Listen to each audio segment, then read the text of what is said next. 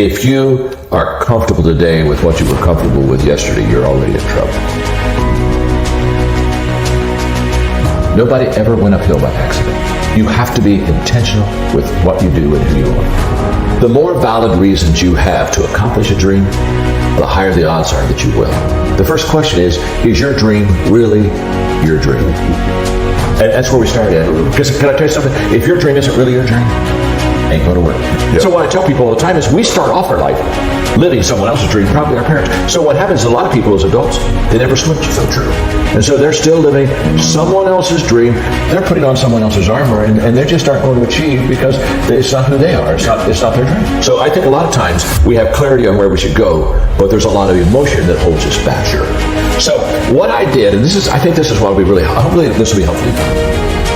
Whenever you're making a transition that's kind of out of your strength zone, or certainly brand new like this was, I ask a lot of questions and I listen. And so I just sit down with people like you that are highly successful in business, and I say, okay, let me ask you some questions. I go and I ask you questions I learned from you, and I take a lot of notes, and I pull away and say, okay, now this is how Ed did it. This is what Ed thinks. And, I think I could apply this here. And I spent 3 years humbling myself and being very teachable and saying, I just want to learn. I just want to learn. Because I knew that I had leadership principles.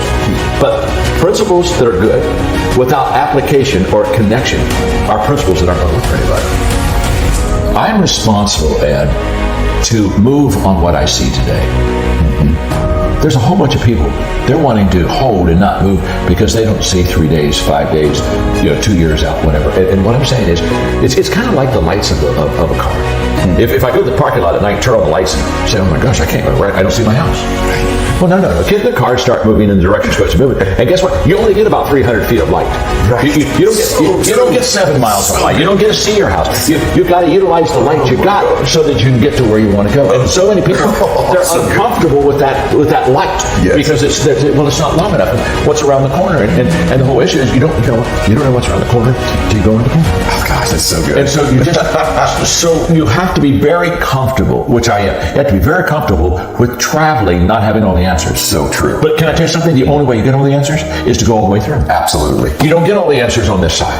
And so if I've got to have it lined up and straight and right, and I feel comfortable with it, then I'll never be the leader. And I really believe this. I believe a lot of leaders fall short because they're unwilling to take what they know now and act on it.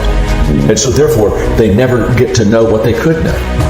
No matter how gifted you are, no matter how committed you are, if you're out of position, you're not going to be successful. That's why everybody needs to find their sweet spot.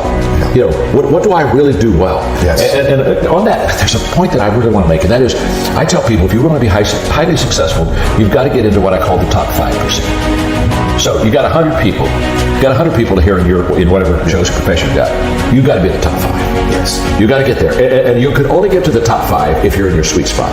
You can't get to the top 5 working on weaknesses. You can't get to the top 5 if I'm not in the area of my giftedness. So you got to find out what you're good at, because that'll give you. If you're committed, and if you got good strategy, and all this other, you got a good team around you, then that'll allow you to get in that top 5. And once you're in that top 5%, you're in good shape. You're going to do very well. And I tell you, that doesn't matter what your profession is. You got to get in the top 5%, and you can only get in the top 5% if you're in your position, if you're in your sweet spot. Got a question for you. What would your advice be to me about just transforming my life? What would be the step you would take, the thought I should have, the action maybe I should take? If you really want to be transformed, you have to live with intention. This is so simple, I don't want you to miss it. Most people don't lead their life, they accept their life. And when you accept your life, you are living on things that are not worthy of your time and effort and energy. The reason I want you to understand that is to go uphill, you have to be intentional. Nobody ever went uphill by accident. You've never read a book on accidental achievements. You have to be intentional with what you do and who you are. And so I would just say to you, find your strengths, become very intentional, and commit your life every day to it's all uphill.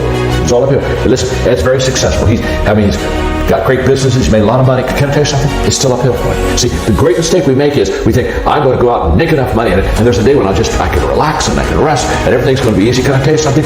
The day that you have that day, one of your children gets in an accident. Problems will never ever leave you. Issues, obstacles, difficulties, they're always going to surround you. So you never get to that place where you've got it made. You're not supposed to got it made. You're supposed to add value to people, and it's all uphill. So the moment I understand that, then what happens is I commit myself to it, and then it becomes a beautiful uphill climb in life. Because one thing that's beautiful about going uphill is the scenery is really good. So you got to be intentional with it. So that's what I would say to them. Be intentional. Start today. And here's the difference.